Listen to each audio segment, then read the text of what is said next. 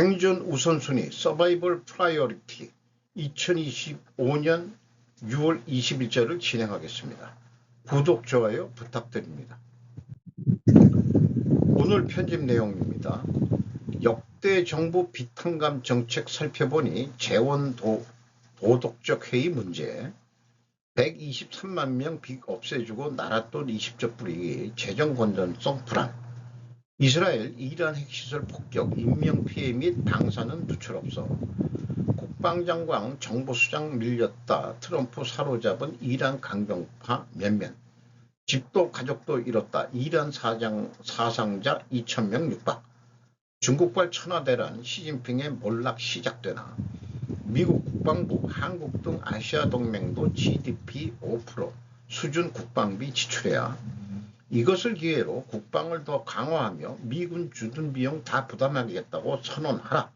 관세 협상 카드로 아마 제가 대통령이라면 이렇게 효당을 보려고 할 것 같은데요. 이란 외교장관 미 특사 수철의 전화통화 사태 타격에 참석했다는 뉴스가 뒤늦게 떴습니다. 역대 정부 비탄감 정책 살펴보니 재원, 도덕적 해이 문제가 있다. 김보연 기자가 조선비지에서 6월 20일 06시에 보도를 했습니다. 아침 6시 참 잠도 안 자고 기자들은 언제 잠을 자는지 모르겠어요. 문정부 때도 100% 비탄감 정책 내놔. 이 정부도 장기 소액 연체자 채권 소각. 채무 조정액 16조, 문정부 3배 규모다. 꾸준히 월급 갚는 성실 상환자 역차별. 저 같은 경우 꾸준히 조금씩이라도 계속 갚아나가고 있는데 역차별이죠. 진짜. 소액 연체자 113만 명이 빚 16조 원을 탕감한다. 이렇게 되어 있네요. 이 탕감뿐만 아니라 상생일을 이유로 금융회사의 자금 출연을 강요하는 것에 대한 비판도 만만치 않다. 도덕적 해이 논란도 거듭될 것으로 보인다. 정치에는 도덕으로 재단을 하지 말자고 제가 얘기를 했죠. 정치의 뭔 놈의 도덕이냐. 정치는 정치 윤리로 따져야 된다. 그러면은 윤리의 기준은 뭐냐. 저는 정치에 대해서는 정의 외에는 없다고 봅니다. 그러면은 제 정부가 정의가 있느냐? 그거는 아직 모르겠습니다. 정부는 19일 장기 연체채권 채무조정 프로그램을 발표했다. 코로나19 비탄감은 이재명 대통령의 주요 공약 중 하나다. 이렇게 되어 있네요.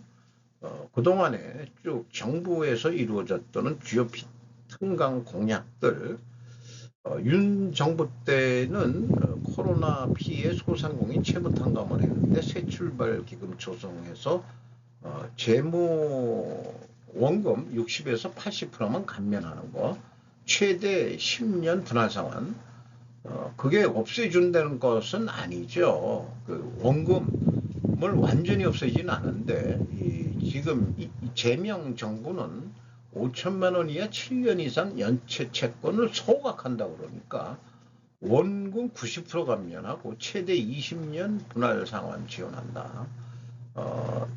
그러니 이런 거를 해내니 안 찍어줄 수가 없었을 것 같네요. 그렇게도 보이네요.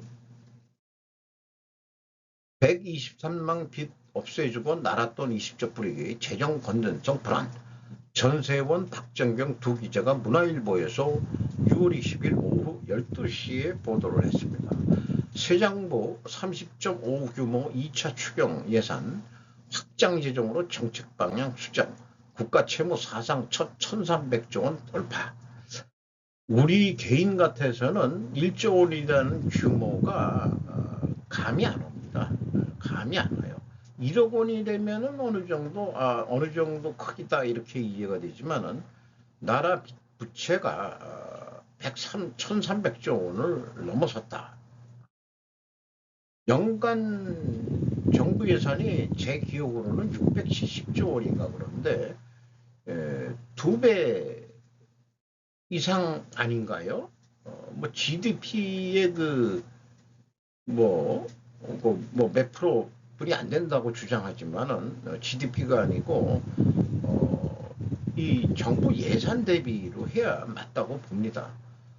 기재부 1차관 3차 추경은 없다 이렇게 얘기를 했는데 앞에도 얘기한 거에 뭐 중복된 내용이겠지만 장관 정부 부채가 사상 최대 1300조 원을 이번에 돌파하게 된다. 그래서 69%는 국채 그러니까 채권 발행을 하게 되는데 한국은행이 돈을 찍어줘야 된다는 얘기가 돼요. 그러면은 돈을 풀면 또 인플레가 또 될 거 아니냐 이렇게 우려가 되고 주식시장 올라가는 것도 맥을 같이 한다고 저는 봅니다. 제명정부가 됐기 때문에 주가가 뭐 코스피 3000 뭐 이렇게 막 언론기관들이 떠들고 자빠졌는데 그게 과연 좋은 건지 저는 잘 모르겠습니다. 정부가 7년 이상 연체된 5천만 원 이하 개인 무담보 채권을 정리하기 위해 한국자산관리공사 캔코산에 배드뱅크를 설립하겠다고 밝혔기 때문이다라고 얘기를 하고 있습니다. 이스라엘, 이란 핵시설 폭격, 인명피해 및 방사능 누출 없어. 김무현 기자가 문화일보에서 6월 19일 14시 18분에 보도를 했습니다. 이스라엘 폭격 전 대피 경고를 했다. 어저께도 그 두리동가 어디 그 지역 이름이 요 빨간색 부분을 공격을 했다는 얘기예요. 이스라엘군은 소셜미디어 X에 이스라엘군은 이라크 혼다보이 주민 노동자 현재 체류자에게 긴급 경보를 발령한다. 이란 정권의 군사시설물을 타격하기 전에 즉각 대피하라고 밝혔다. IDF는 이라크 중수로 시설 등 목표 지역 주변에 붉은색 원을 친 위성사진을 첨부했다. 한편 이란 역시 이스라엘의 폭격에 맞서 최소 20발의 탄도미사일을 이스라엘로 동시에 발사했다고 이란 국영방송은 전했다. 이에 따르면 이란의 미사일은 이스라엘 병원 등지에 명중했다고 한다. 이란 핵폭이 최종 시한 내건 트럼프 2주 내 군사공격 여부 결정. 박영덕 기자 제목만 기는 MK 매일경제 6월 20일 06시 59분 이 사람도 아침에 잠을 안 자고 하고 있네요. 나는 곧 결정할 줄 알았더니 2주 기한을 주는 모양이네. 그동안에 또 협상을 벌이려는 건지. 국방장관 정보수장 밀렸다. 트럼프 사로잡은 이란 강경파 몇몇. 권영비 기자가 뉴스원에서 6월 20일 오전 11시 54분에 보도했습니다. 개보도 DNI 국장 이란 핵무기 제조안의 판단 핵전쟁 참상 언급도 빗보여 소령 출신 헤그세스 장관보다 경험 많은 CIA 국장과 합참의장 중부사령관 등 사성장군 의지. 챗 그리프 CIA 국장은 17일 상원 세출위원회 비공개 청문회에서 비공개인데 어떻게 알게 되지? 이란이 핵무기 제조를 결정하지 않았다는 DNI의 평가에 부정적인 의견을 냈다. 그는 상황을 미식후에 견져 이란이 핵무기를 개발하는 게 아니라는 것은 마치 경기장을 99야드나 전진해서 1야드 라인아까지 갔는데 골을 넣을 생각이 없다고 말하는 것과 마찬가지라고 꼬집었다. 워싱턴 포스트지에 따르면 트럼프 대통령이 의존하고 있는 또 다른 인물들도 있다. 트럼프 대통령은 소령 출신인 헤그세스 장관보다 사성 장군들인 댄 케인 합동참모본부 의장과 중동작전 권한을 가진 미군 중부사령부 마이클 에릭 프릴라 사령관 육군대장에 의지한다.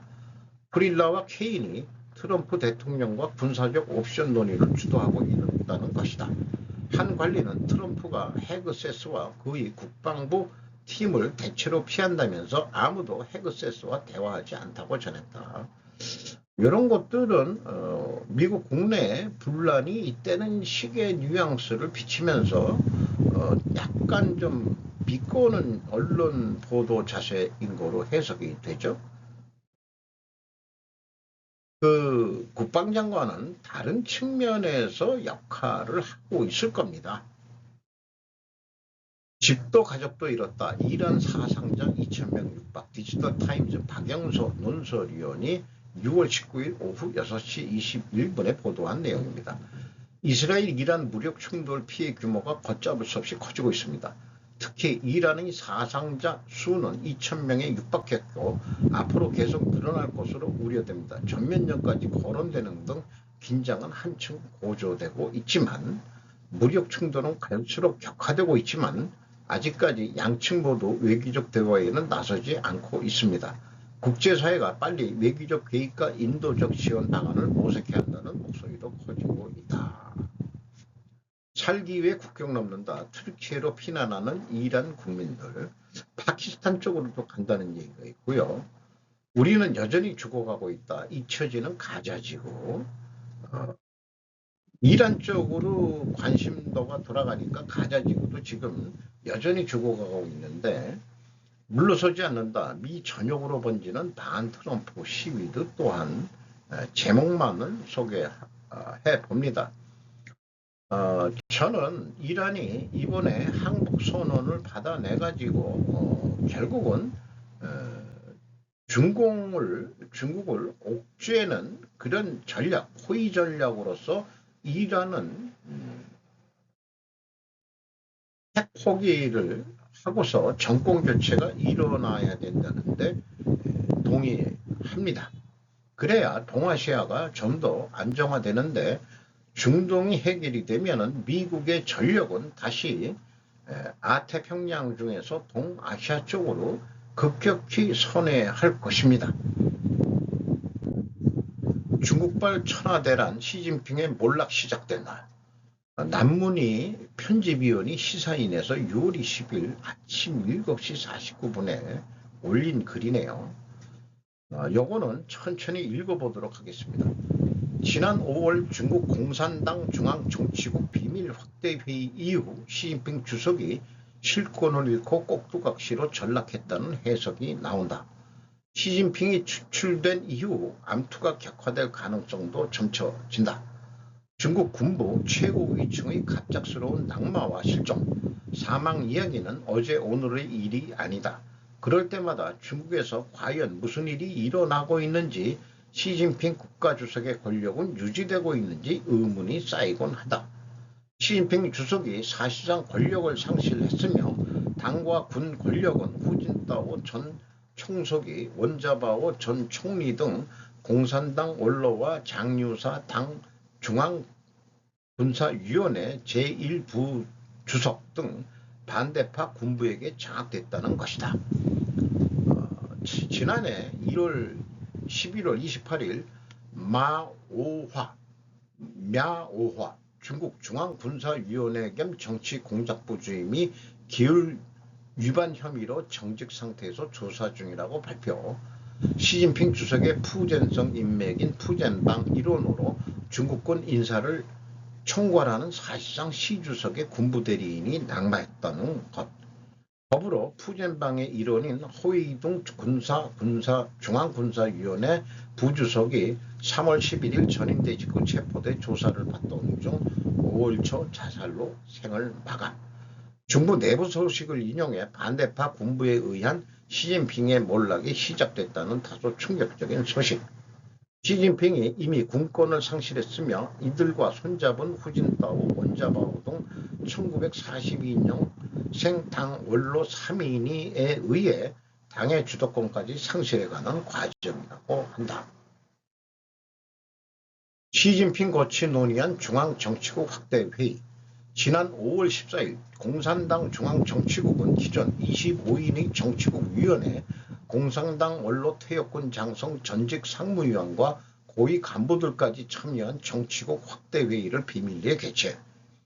그 결론은 일단 8월 27일부터 30일까지 베이징에서 4중 전에 중앙위원회 4차 전체 회의를 개최해 결론을 내기로. 시진핑이 축출된 이후 공백이 된 권력을 놓고 암투가 격화될 수 있다는 해석. 지난해 7월 이후 군부 내 친시진핑파인 푸젠성의 30일 집단군 출신 세력을 제거하는 데 앞장서온 반시진핑파 군부. 그 정점에선 군수열 2위 장유사 당 중앙군사위원회 제1부주석의 이날 연설은 참석자들을 충격에 빠뜨릴 정도로 폭발적이었다. 군 내부 부패 혐의로 체포된 상장 대장과 중장 명단을 30분에 걸쳐 낭독했는데 대부분 시진핑이 직접 발탁한 장성들이었다. 공청당파, 공산주의 청년당 계파의 약진 가능성. 3월 15일 국가안전부가 공식 소셜미디어 계정을 통해 한무제 한나라의 7대 황제 시기를 빗대 시진핑의 호전적 대외관계 노선을 비판. 공청당파의 전진 배치 움직임과 함께 후진타오의 황태자에서 시진핑의 패태자로 전락했던 후추나 현 중국인민정치협상회의 부주석의 활발한 행보가 보인다. 국내 반부패 투쟁을 강조한 이 옛날 공작회의가 시진핑 권력이 크게 약해지는 출발점. 은인 자중해온 장유사 당군사 중앙군사위 제1부주석이 시진핑에게 맞서 칼을 뽑은 시점이 바로 이때다. 정광석화로 이루어진 장유사의 군권 장악. 장유사의 총구가 움직인 것이다. 권력은 총구에서 나온다. 그의 총구는 크게 두 방향으로 움직였다. 하나는 중국의 5대 전국 중 중부정부, 북부정부, 남부정부 사령관 측근인물로 교체함으로써 이들을 뭐 했는데 좀 잊어버렸습니다. 자신의 통제하에 들어오게 했다. 이런 얘기네요. мя오호와의 자박은 장유사의 시진핑 군맥 정리의 결정적 자료다. 그것이 그 실각을 하게 만들었는데 마요화 푸젠성 출신이 첫째, 시진핑이 군대 내 직계 세력을 적발해 무너뜨릴 수 있었다. 둘째는 해군 장군의 숙청이다. 셋째는 군대 내 정치 공작 라인이 숙청이다. 넷째는 대해방 장군들에 대한 숙청이다. 다섯째, 둥진현 국방부장처럼 러시아 유학파 장군들이 코너에 몰렸다. 여섯째, 시진핑의 대비가 실정됐다. 대비는 비서실장으로 시진핑의 분신이자 보이지 않는 실세 역할을 하는 사람인데 이게 안 보인다 이런 얘기예요. 2024년 8월 장유사 중국 공산당 중앙군사위원회 제1부주석 이 사람이 이제 군의 실권을 장악했다는 뜻인데 바이든 정부 때 그 국가안보보좌관 찾아가서 뭔 얘기를 했는지 미국이 뭔가 뒷배를 봐주고 있는 거 아니냐 이런 일들을 벌이는 거를 보면은 그런 생각도 지울 수가 없네요. 뭐 한국에 와서는 왜 이런 작업을 안 하지 미국 애들은. 그리고 2022년 후진타오 이제 좀 노인네인데 공산당 당에서 퇴장을 강제로 당했죠. 벌써 3년이나 지났네요. 매우 섭한 얼굴을 하면서 시진핑은 그냥 쳐다보고 요때 그 옆에 있는 사람은 겸연쩍어 가지고 이 사람도 무슨 뭐 좀 권력이 있는 사람인데 시진핑 옆에 앉았다가 저 늙은이 좀 끌어내. 너도 당해봐라 인마. 이렇게 이제 또 누군가는 얘기하겠네요. 미국 국방부 한국동 아시아동맹도 GDP 5% 수준 국방비 지출이야. 나토한테 요구했던 사항이죠. 이상준 기자가 데일리안에서 6월 20일 06시 47분 참 아침에도 기사 올리고 낮에는 기사를 찾는 모양이에요. 그리고 밤에 정리했다가 아침에 올리는 모양입니다. 한국 현재 GDP의 2.8% 수준 국방비 대폭 증액 요구 받을 듯 이렇게 얘기했습니다. 어쨌든 현재 2.8%가 뭐 66조 선인데 5%대를 한다면은 연간 120조 원대를 써라.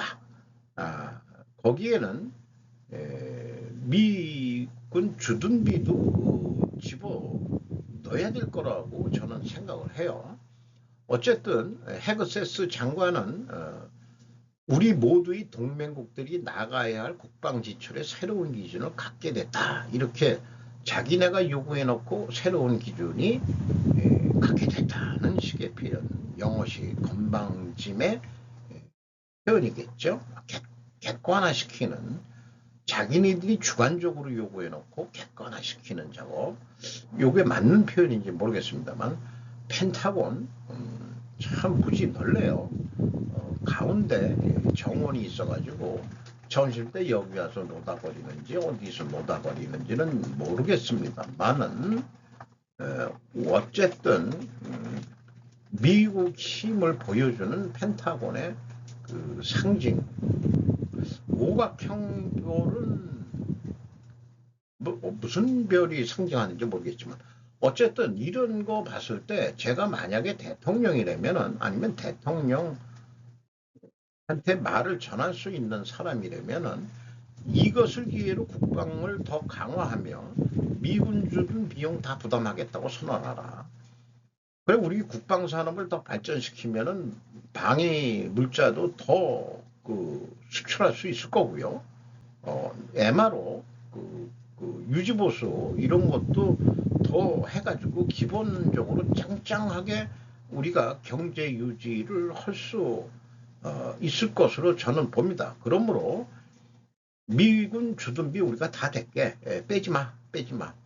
빼지 말고 우리 그냥 여기 있어. 대만 유사 그때 가면은 되지 뭐. 응? 관세 협상 카드로 지금 일본하고 한국이 이제 압력을 받는데 7월달 패키지로 풀자고. 한국이 대선 때문에, 임시 대선 때문에 골치 아프니까 봐주세요 해가지고 뭐 좋시다. 실무 협상들이 얼마나 진척이 되어 왔는지 모르지만 아무래도 지금 뉴스 나오는 거 보면은 많이 관세를 받을 것 같죠. 그렇기 때문에 시진핑 엉하고 만나가지고 소리 미군 주둔비 우리가 다 낼게. 그러니까 우리 무관세로 자유무역 협정 하자고. 우리도 근데 쌀 만큼은 안 되고, 쌀 만큼은 우리가 관세를 매겨야 돼. 그러니까 그거는 이제 수량 제한을 좀 우리가 그거 우리나라 쌀을 농민을 우리가 죽일 수는 없지 않소? 뭐 이런 얘기 설득을 해 가면서리 그렇게 하면은 해결이 될 것 같은 느낌 같은 느낌이 들어옵니다. 관세 협상 카드로 미군 주둔비 대겠다고 대라. 이것이 제 제안입니다. 이란 외교장관 미 특사 수차례 전화 통화 사태 계획이 타계 탐색. 외교 소식도 로이터 일본판입니다.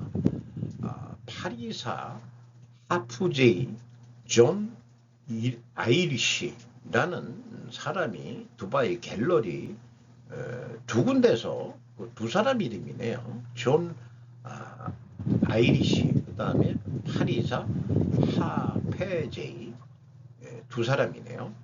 트럼프 미 행정부의 위트코프 중동 담당 특사와 이란의 아락치 외무장관이 수차례에 걸쳐 전화로 협의한 것으로 알려졌다. 아락치라고 그러니까 외우기 좋게 아라치, 마루치 이렇게 하면 될 것 같네요.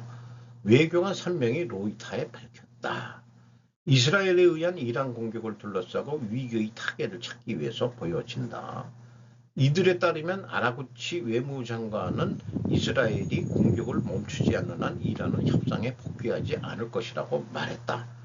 또 회담에서는 미국이 5월 말 이란에 제시한 제안에 대해서도 짧은 시간 안에 논의된 것으로 알려졌다. 지금까지 이란 측은 이 제안을 거부하고 있다. 이번 주 전화협의는 4월 양측이 협상을 시작한 이후 가장 실질적 직접 협의가 됐다. 이란 정부와 가까운 중동의 외교관은 아라쿠치 씨가 위트코프 씨에게 미국이 이스라엘의 전쟁 종교를 재촉하면은 테헤란은 핵 문제에서 유연성을 나타낼 수 있다고 말했다.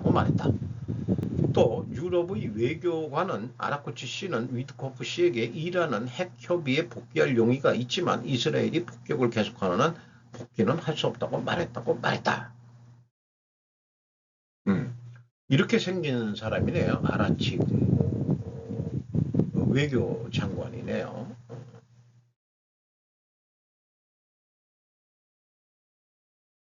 아라이가 결승의 다카하시, 어, 아, 아라이가 결승에 오르고 다카시 오타는 탈락했다. 세계 유도 지지통신 운동부에서 6월 19일 22시 40분에 보도한 내용인데요. 부다페스트에서 유도의 세계선수권은 19일 부다페스트에서 남녀 각 1계급이 행해져 여자 78kg 이상급의 아라이 마노 니체대가 결승에 올랐다. 1회 전부터 올라 준결승에서 마리트 캄푸스 네덜란드를 물리쳤다. 누르기로 이기는 장면인 것 같습니다. 이 벗어나려고 악을 쓰는 그런 그 순간 포착이 매우 잘된 사진인 것 같아요. 이 사진도 남자 100kg 이상급의 2회전에서 칠레 선수를 공격하는 오타.